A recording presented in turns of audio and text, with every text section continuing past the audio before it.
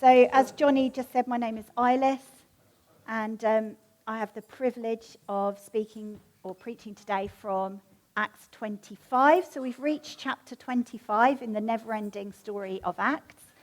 It will come to an end one day, like all things on this earthly plane, but it has not yet come to an end. So, we are still there. So, can I just encourage you? Can you be turning to Acts 25 now? In readiness. We're going to be reading it in a few moments together. What I felt God lay on my heart as I read this passage is the difference between the worldly leadership that we see in this passage and the godly leadership that we see demonstrated in this passage. So I'm going to be talking today on the difference between worldly leadership and godly leadership, and how whatever areas of life that we have leadership within, we want to be leading in a godly way, don't we? So we're going to be thinking about that this morning. So let's just look at the story so far. So we have met Paul, and as Johnny talked about last week, he was put in kind of a house arrest type situation by Felix, and he left him there for over 2 years. He kept hoping that he'd pay him a bribe or there'd be some sort of way that he could get out of prison. And basically he did that to keep the political peace. Okay, he didn't want to stir up trouble, and so he left Paul where he was for 2 years. In that time, Paul keeps just faithfully doing what he can do from that situation. You know, he was allowed people to come and help look after him, but every time he met with Felix, he was sharing the gospel. He was just doing what he could do and blessing the people that were imprisoning him, even within his limited situation. But then we see now at the start of chapter 25, Felix is moved on for various reasons, and a new leader is installed. And this leader is called Festus, Porcius or Porcius Festus, which is a great name, isn't it? I just picture him a certain way because of that name, but there we go. So this new leader comes in, and it's only 3 days. Now, he's quite keen to get started. You know, when you come into something new, you want to really make your impact, don't you? You want to be noticed. So he's kind of looking at all the cases and stuff. But it's only 3 days after he comes into this new powerful position that the Jewish leaders or Jewish authorities approach him about Paul. 2 years later, and they give it 3 days and they're there. They have not forgotten. They have not let this go. Felix thought, I'll just leave him there, let it all settle down. Maybe it will just go away. It hadn't gone away. They've really kept going with this. They are really determined to get Paul. They had come up with 3 areas under the law that they were trying to get him charged with. So they wanted him charged either with sedition, so they were saying that he was stirring up riots amongst the Jews across the empire. Now, Roman law forbade the stirring up of or causing of public unrest. So we're like, right, that's number one. We'll try and get him on that one. Secondly, Judaism was protected under the Romans. They were allowed to worship. Traditional Judaism and their practices could go on under Roman law. But new religions, well, they were not permitted in the same way.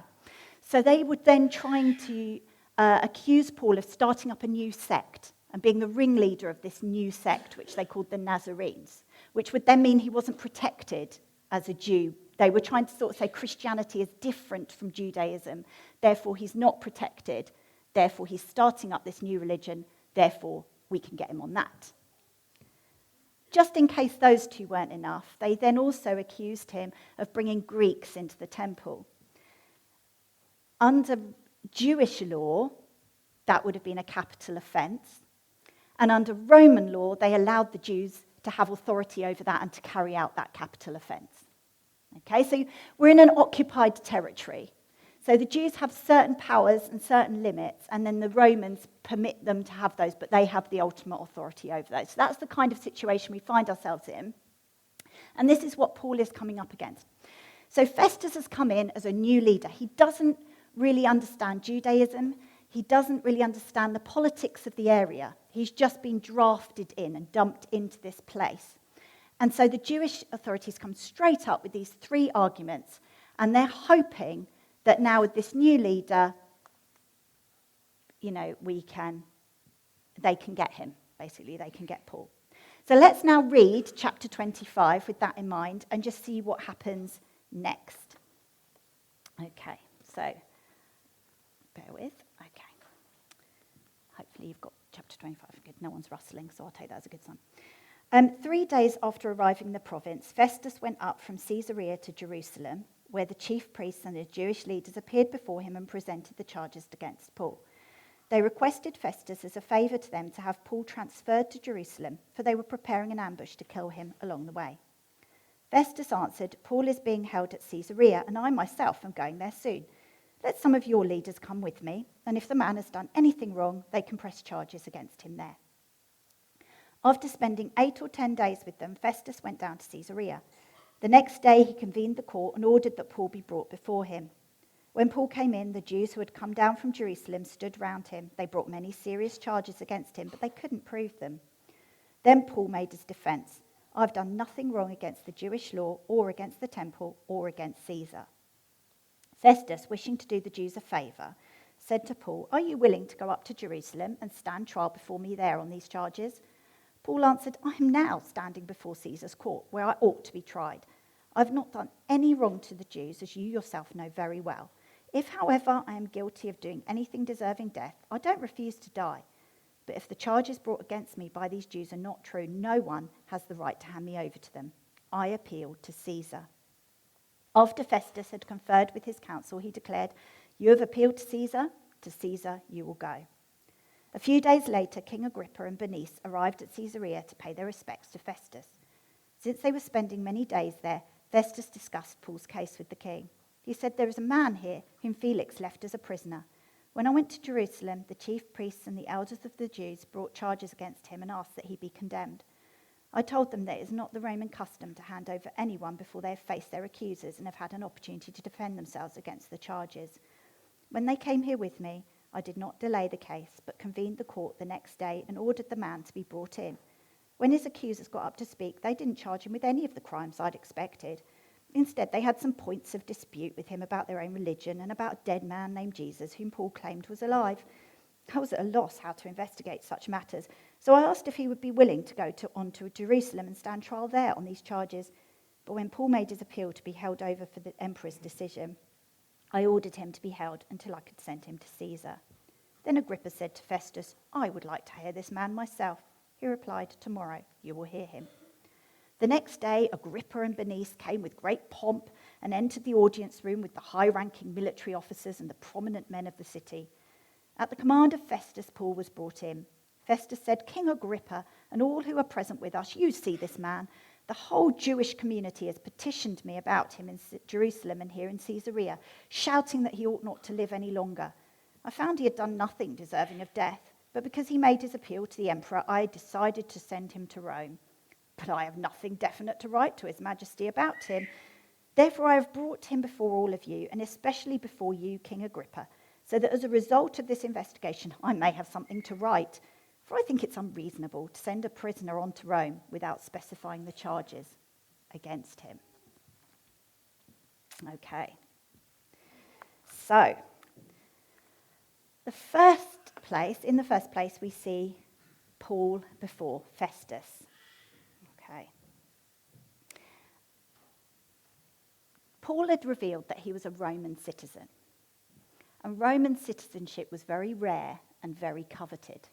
Only about 5 to 10% of the entire population of the Roman world had got this citizenship. And it gave you 3 shields within their justice system. The first one was exemption from degrading punishment. Okay, so you couldn't be tortured, you couldn't be flogged, you couldn't be scourged, okay? And you were exempt usually from crucifixion. Now, the previous governor and the guards were already in a sticky situation with Paul because he'd revealed this and they'd not treated him particularly nicely up to this point. So they were on a little bit of a sticky wicket at that point anyway. The second shield that it gave you was the right to a formal trial. Okay, so what it meant was that public pressure couldn't lead to you being imprisoned or crucified or executed or anything like that. There had to be a proper legal process before you are punished. And that's why Paul talks when he comes before Festus, I am before you now. I am presenting my case before you now. This is the proper legal process. You can't, just because this crowd want me executed or imprisoned, that's not the proper legal process. I'm a Roman citizen. You need to follow this process. I don't need to go to Jerusalem because I'm being heard here now. But he can see Festus is wavering. He can see Festus is going to be under this political pressure. He's new to this role, doesn't quite get it, needs to keep the peace, needs to have a success under his belt as he's starting his role. So Paul, I believe, at this point weighs up the pros and the cons, and that's at the point he says, I appeal to Caesar. Because at that point, he invokes the third shield of being a Roman citizen, which is, if you appeal to Caesar, every Roman citizen had the right, when they were being heard, to appeal to Caesar, and at that point, local law ceased to exist for them. They had to be sent directly to Caesar to be heard by him, and only he would then decide their fate. So that was to avoid the very situation that Paul was in, where political influence or bribery or whatever could lead to an unfair trial. So Paul weighs up the situation that he's in locally, the fact he's been held for 2 years, the fact this new governor doesn't seem to, be swaying, and so he appeals to Caesar. Now that's great at one point, but then we see the second part, which is where Paul is heard by King Agrippa. Now, within Roman law, again, in a trial situation, you were allowed to bring in an expert consultant as the person making the decision. So the governor here realizes he doesn't have the knowledge about the Jewish law, the Jewish customs, the province, the area. So he brings in King Agrippa to act as his expert consultant. King Agrippa was raised in imperial Rome and in that court, so he was an expert on Roman law, but he also served as the curator of the temple in Jerusalem. So he was well versed in all the customs and the controversies of the Jews. So by bringing Agrippa in, Paul felt that would be, he'd have the knowledge. Agrippa agrees that Paul is actually innocent of all these charges. And so if Paul hadn't appealed to Caesar, in theory, he could have been let go at that point. Okay? But Paul has appealed to Caesar, so now none of their opinions matter anymore. He has to now legally be sent to Caesar in Rome. So it's a bit of a mixed bag. Paul did what he felt was right, but he also has this prophetic word, doesn't he, from earlier in Acts that says when he goes to Jerusalem, he'll be bound and led where you do not want to go, that kind of thing. So he's kind of really having to use his wisdom, but there's also a submission to God in going to Jerusalem, despite what some of his friends and advisors would have told him, begging, pleading with him not to go. He feels that is right within the Spirit and within what God's called him to do. And so he's kind of submitting to God's will within that moment as well. So that leaves Festus with a slight issue because now Paul has appealed to Caesar. Festus has to send a written brief to the emperor outlining the charges against him. Again, Festus then uses Agrippa in this because the charges seem to be purely religious, so Festus needed the proper legal vocabulary to be able to present this and frame them as Roman crimes. And so apparently Agrippa does that, and so Paul is going to be on his way to Rome. I think I said Jerusalem, didn't I? But I meant Rome. Okay. So I want to look at, from this, how Paul is demonstrating godly leadership here by trusting in God. And we're going to just take a few moments. We're going to go a little bit deep with our theology here. Not too deep because I'm not an expert, okay? But just touch on an area of who is this God that Paul is trusting in, putting his life in the hands of. Because from Paul's perspective, and from our perspective as Christians, it's God who's supposed to be in charge. It's not the Roman Empire. It's not whatever justice system you happen to be having to submit to. It's God in charge. And God reveals within the Bible 3 things, well, more than 3 things, but there are 3 things we're going to look at now that he reveals about himself. The word omnipotent means all-powerful. So in the Bible, God is revealed, and he reveals himself as all-powerful. I'm now going to try and find, yay. Isaiah 40, verse 27 says,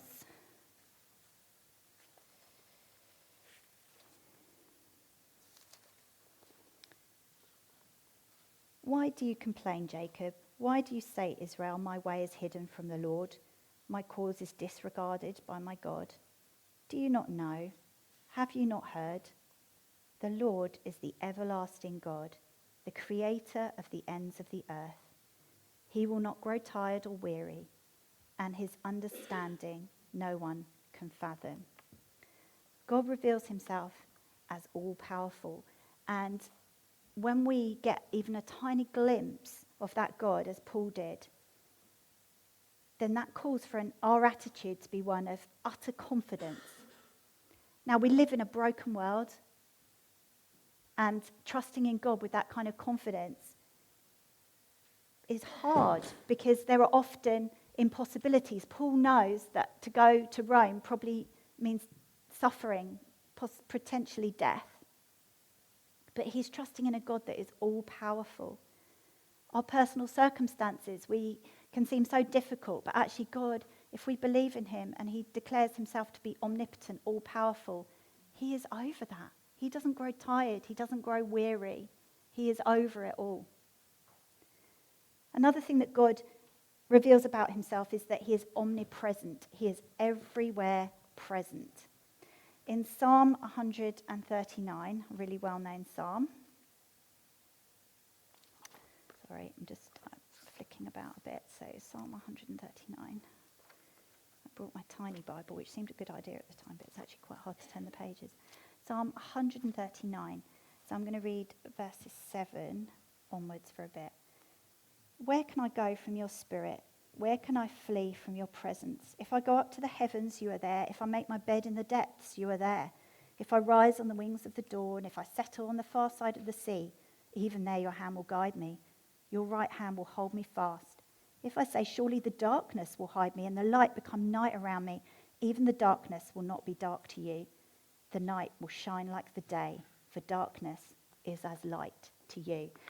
In the Bible, we find a God revealed who is present everywhere at all times. We can't escape his presence. That can be really disturbing. Actually, if we're in a place where we're not living right before God, that can really disturb us. There's nowhere we can go. We cannot escape this God. However far we try and run, he's there. However dark we go, he's there. But it's also such a reassurance, isn't it? No matter how far we run, no matter how dark we go, we cannot escape his presence. He is there. So if you are in a particularly dark or distant place this morning, God is there. When evil appears to go unchallenged, God knows and sees it all. If there are things in your life that you've experienced that are awful,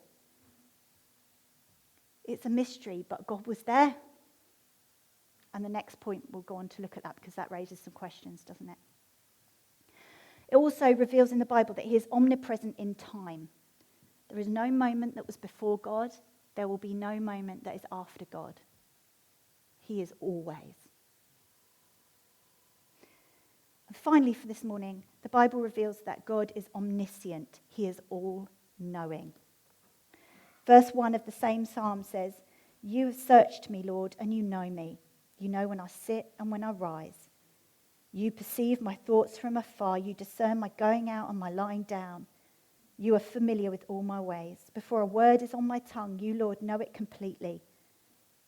You hem me in behind and before, and you lay your hand upon me. Such knowledge is too wonderful for me, too lofty for me to attain." This is, again, disturbing and reassuring. If you began to ask the question, well, if God was there when I suffered that, why didn't he do something about it? One day he will. Johnny touched on Judgment Day, and we don't talk about it very often because it's disturbing, because it doesn't really go along with our nice, comfortable, hedonistic way of life. But the truth is, all time is now to God.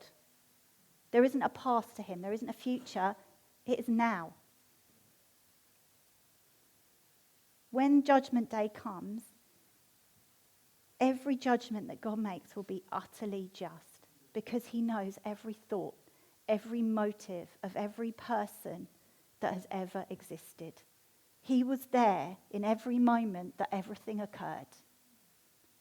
He saw every person's history, and he sees it right then as if it's happening right at that moment.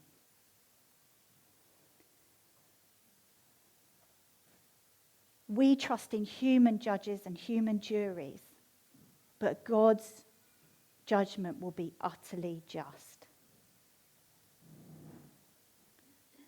The Bible shows us that with God there are mysteries, but never mistakes. God doesn't know in part, he knows in whole. And so he offers complete truth, complete justice. And the Bible shows us that actually Jesus is the ultimate revelation of God. And in him is all the treasure of wisdom and knowledge. It might be today that there are some things that are hidden and that's made you feel really bad. I'm not here to make you feel really bad, okay? God doesn't come and condemn. What he does is there might be areas where he just puts a fingerprint on something and says, I want to come with my spirit and I want to work with you to change that. Will you let me do that? Okay? None of us are perfect. There is no one that can stand before the judgment seat of God apart from what Jesus has done. We're all human. We all make mistakes. Okay? But also, if you've had terrible things done to you, there will be a day when that is put right. Whatever happens in this lifetime. And we can trust, or as Christians, we believe we can trust God with that. Okay, so, how is it supposed to work then? There's God, who is all-knowing. He is supposed to be in charge. When he created mankind, he gave us a role under him. So we were supposed to submit to God's authority, and we were supposed to rule and order creation and enjoy it all, but under his authority. But we messed that up and gave away our authority. And that had consequences, and those consequences are still going on today. When we gave away our authority, we broke relationship with God. We said, we don't trust you. We don't want to do things your way. We believe you're lying to us. We believe you're hiding things from us. We believe we'd be better making it on our own. So that made us unfit to be in God's presence anymore. It made us unable to fulfill God's will anymore. We were now not right before God and before his law. We couldn't live according to his law anymore. We broke it and we became insensitive to God's word. So we had the dream, now we have the reality. Because of this broken relationship with God, because mankind wants dominion over the world on its own terms, we claim mastery of the world and we assume responsibility for the destiny of our own race. Sounds wonderful, doesn't it?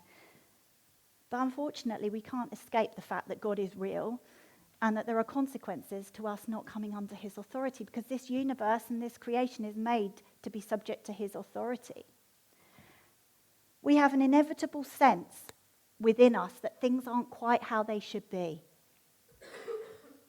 We want justice, we want peace, we want security, but all we seem to get is conflict, exploitation, fear, and misunderstanding between us as human beings. We feel we have value as human beings, and so, we try and find our value. We try and make our value out of all sorts of things, but they're distorted because our value should be coming from God. And it's not. We're trying to seek it in all these other things. So we become susceptible to deceiving ourselves. We become susceptible to shame. And we become restless. There's this constant kind of shuffle within ourselves. We see creation, we go on walks, we pay money to go and see beautiful places in the world.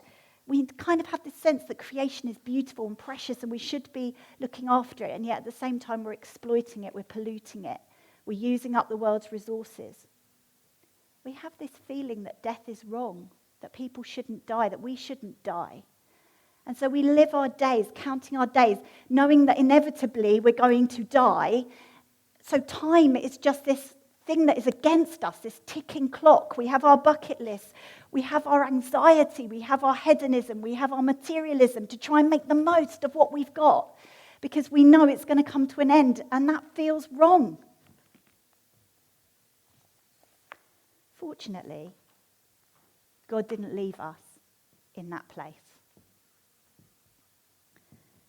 Jesus came, God as man, and he lived the life that humanity should have lived in relationship to God. He knew and showed unbroken communion with the Father. He always gave himself away for others. He knew who he was. He had a complete, healthy, whole awareness of himself.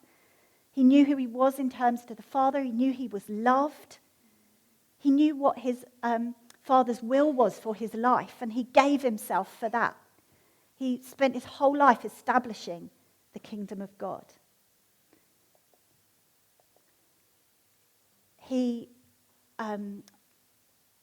worked with creation. He sensitively responded to the order of creation that God had put in place, but he equally showed that he had dominion over it. And then finally, as we've been looking at this morning, the final frontier, the inevitable thing that none of us can escape, death, that thing that is held over us, that makes us panic, that gives us this anxiety deep down, that no matter what we do, we cannot escape it. Jesus faced that. He gave himself up to death at 33 years of age, willingly submitted to the Father, the all-knowing God, in what seemed like the biggest mistake of all. But he was triumphant over death. He faced that final hurdle and he overcame it. And now death has lost its sting. When we trust in Jesus, we are reconciled to God. We're back in that position that we should have been in. We're now able to serve others, to live for others, not just to live for ourselves. We're able to have a true awareness of who we are because we now have a true awareness, a true view of ourselves before God. Our identity comes from who God says we are, not from us trying to be something we're not from us trying to impress others. We can think of others more than ourselves. We can be truly humble because we have a right view of our strengths and our weaknesses. We don't have to be perfect because only Jesus is perfect. We don't have to be insecure. We can just operate in who we're supposed to be. We don't have to be so preoccupied with ourselves all the time. I fall flat on that all the time. But as we live free in who God's made us to be, we're free to be freed from ourselves, as it were, from constantly thinking about ourselves, free to think about others, free to love others, free to recognize our abilities and spiritual gifts given to us by God, free to use those. That increases our self-respect, doesn't it? Because our self-respect is no longer dependent on what others think of us. It's no longer dependent on what job we have or how many boxes we tick. It's coming from God as it was always designed to be. We become fulfilled because as we dedicate the gifts and abilities that God has made for us and wants for us, then that's defining us, isn't it? And we'll be successful in that because that is who God has made us to be. And so we're going to feel so fulfilled in what he's made us to be and do. And time, this enemy for the whole of humanity, is now given to us as a tool by God. We get as long as he gives us, and we get to use it in his service. We get to use the time he gives us as he directs us to. And when our time is over, we know that's not it for us. We have eternity stretching before us because Jesus has defeated the grave. And that's not it now. We haven't just got this time on earth. We've got eternity to come. So we now come back to these leadership models that we see within this passage. We have the worldly leaders. We have Felix and Festus and Agrippa. Power-driven, fearful, compromising, untrustworthy. Proud, they've made it. They're at the top of their game, but how do they stay at the top of their game, or will they make some compromises? They do some things they're not proud of. But they're powerful men. Now, this isn't saying politics is wrong. This isn't saying politics is worldly leadership. But, it's that sense of we know how things work. We know who the power players are in this area, and we work the system to our own good. They knew what they had to do to maintain their position, and that's what led their decisions and their choices. So they were wily, and they used others. They were perfectly happy to use Paul, as long as they were okay. They rushed through things. Get it done quickly, whatever is easiest. And they would just drive things through regardless of the consequences. Maybe you've experienced leadership like that. Maybe you're under it right now. Maybe you've been a leader like that. It's really easy, isn't it? That's how the world works. That's how you get places. Compromise a little bit here. I'm a bit scared. I better do that. We've all done it. I'm really not speaking from a place of perfection here, okay? This is how the world works. But when we see, as Christians, that we are free from that now, that we are free to lead as Jesus led, we are free to lead like Paul demonstrated in this passage, what kind of leadership do we see then when God's in control, when we're submitted to his authority as we should be? Well, then we see that we're able to step into God's plans even when they don't seem to make sense to us. Even when God's plan didn't seem to make sense to the other Christians around him, Paul was able to step into God's plans, even when God's plans for Jesus seemed completely incomprehensible and the worst thing ever. He was able to step into those because his confidence was in God, in that all-knowing, all-powerful, all-seeing, all-present God. It enables us to be fearless as leaders, to make decisions not based on what worries us, but on what God is saying to us. It enables us to be bold, to do what needs to be done.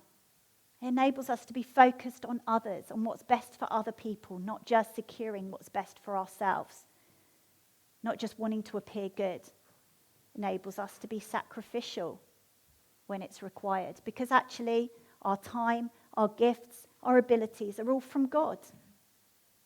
We're not the one that has to struggle to fight and strive to keep those.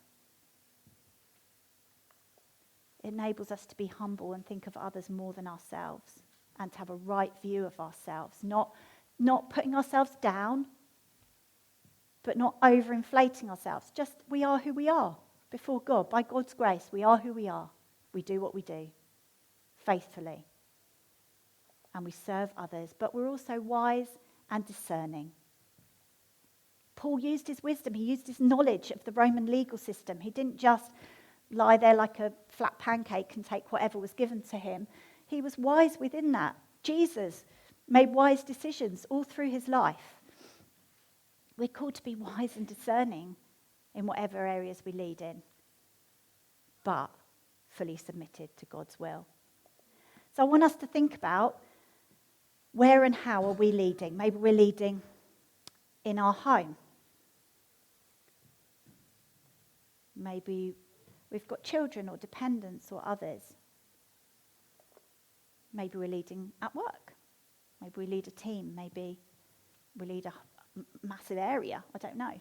Are you in leadership in work? Maybe You're in leadership in the church. Maybe you lead a life group. Maybe you're involved in a ministry. Maybe you're on the 321 and you're helping out on that. Maybe you're, putting out tea and coffee. Maybe you're discipling another Christian. That's all forms of leading within the church. But even if you're not leading in any of those areas, and I would argue you probably are, we're called to lead ourselves as Christians as well, aren't we? We're called to take responsibility for our actions and lead ourselves. So I just felt God this morning wants us to think about, are we leading in a worldly way out of fear, out of insecurity, out of seeking what's best for ourselves? Or are we leading in a godly way under his authority, submitted to him? And I just felt it would be really good, if you're in leadership in whatever position or whatever place, I just felt it would be really good for us to pray for you, but I don't necessarily want to call everyone out the front, but we can gather around and we can pray for you, that God would just help you, give you strength, give you what you need so that you can lead in a way that brings glory to him. And there's also the other side of that, isn't there, that where if you've been hurt by leadership, maybe in the workplace, maybe in the church, wherever, that actually there can be healing for you and you can know that God's got it. Maybe you're in a particularly difficult situation at work at the moment where you've got a leader that is, putting you under some pressure because of the way they're leading. And we'd love to pray for you. So I think if we could have the band come back up, that would be great.